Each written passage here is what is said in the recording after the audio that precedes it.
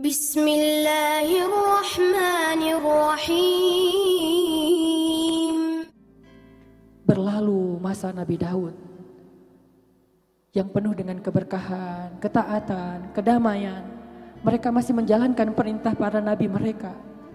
Berganti dengan Nabi Sulaiman, terjadi huru-hara, terjadi fitnah dari fitnah-fitnah syaitan. Allah berikan kekuasaan kepada Sulaiman sehingga Sulaiman meninggikan bangunan dari Baitul Maqdis, Masjidil Aqsa yang kita kenal dengan Haikal Sulaiman. Untuk beribadahnya umat Yahudi, orang-orang yang beriman di antara umat beliau. Sampai akhirnya tibalah masa ketika mereka diusir untuk kesekian kalinya. Dan kali ini yang paling berat. Kita mengenal cerita salah satu raja yang paling zalim, raja yang paling ditakuti, raja yang paling besar yang ada di muka bumi di antara 4 raja. Kata Nabi, ada 4 raja yang paling berkuasa di muka bumi. 2 raja itu adalah beriman dan 2 lagi adalah kafir. Yang beriman Sulaiman dan Zulkarnain. Yang kafir Namrud dan Nebukadnezar. Tibalah mereka di zaman Nebukadnezar, salah satu zaman yang paling besar fitnahnya, Raja Babilonia. Bani Israel yang tinggal di Palestina setelah sekian lama ditinggalkan Nabi mereka, mulai mereka ingkar. Ketika datang Nabi mereka bunuh, datang Nabi mereka usir, datang Nabi mereka siksa. Satu demi satu mereka membunuh Nabi. Banyak para Nabi yang ditumpahkan darahnya secara haram. Jangankan darah Nabi, darah ulama itu katanya beracun, apalagi darah Nabi. Lalu Allah menghukum mereka melalui seorang laki-laki yang bernama Nebukadnezar yang bermimpi. Dalam mimpinya dia melihat sesuatu yang sangat aneh. Sebuah patung Babilonia dengan kepala emas.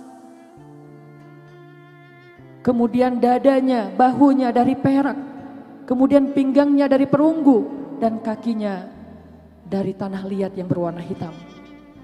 Raja ini bingung. Apa maksud dari mimpi saya? Dia memanggil banyak arraf, ahlul hikmah, orang-orang yang banyak ilmu di antara orang-orang yang ada di negeri Babilonia. Tidak ada satupun yang bisa memahami makna dari mimpi itu.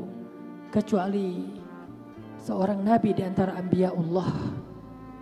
Yang mengatakan sesungguhnya negeri Babilonia di awal-awal masanya adalah seperti emas, berjaya. Kemudian mereka mundur, mengalami kemunduran sampai puncaknya mereka berada dalam kondisi yang sangat kelam, seolah-olah seperti tanah liat yang hitam.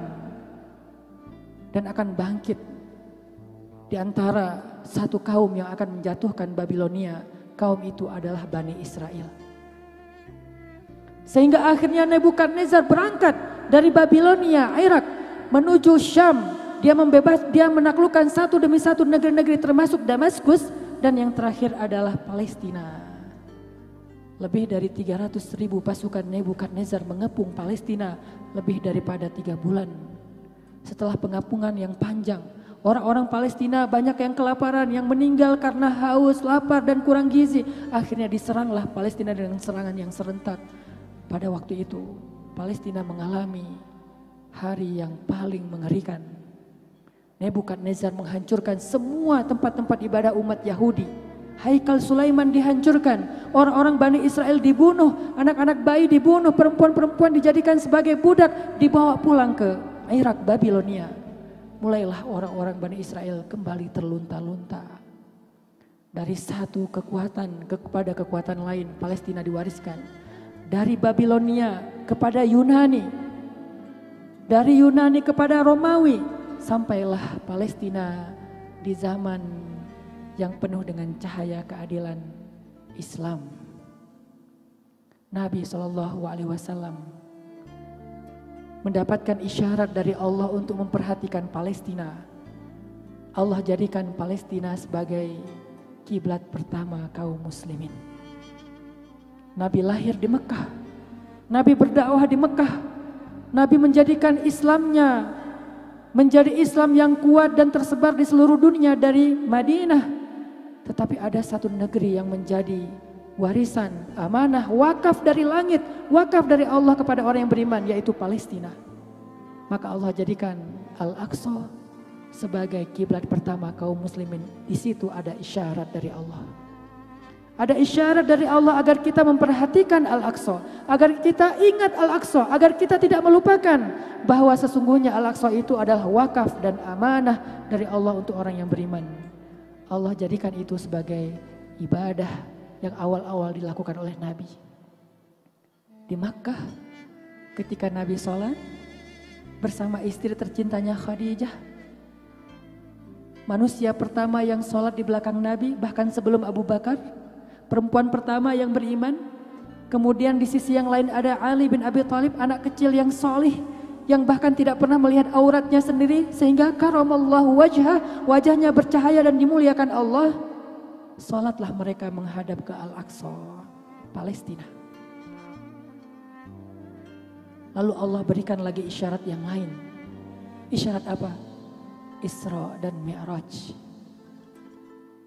Allah Subhanahu wa ta'ala sebelum memerintahkan kepada nabinya untuk hijrah ke Madinah, maka Allah Subhanahu wa ta'ala memerintahkan kepada nabinya untuk melakukan perjalanan rihlah, safar, Isra, Mi'raj yang sangat luar biasa. Dari Makkah ke Madinah, ke Tursaina, dan selesai di Palestina. Sampai di Palestina, di Baitul Maqdis. Bersama dengan Jibril, Nabi mengendarai buruk. Ketika Nabi turun di tempat salah satu di antara tanah haram Palestina, Baitul Maqdis, komplek Masjidil Aqsa, Nabi mengikat buruknya di dalam komplek Masjidil Aqsa yang sekarang dikenal dengan Masjid Buruk.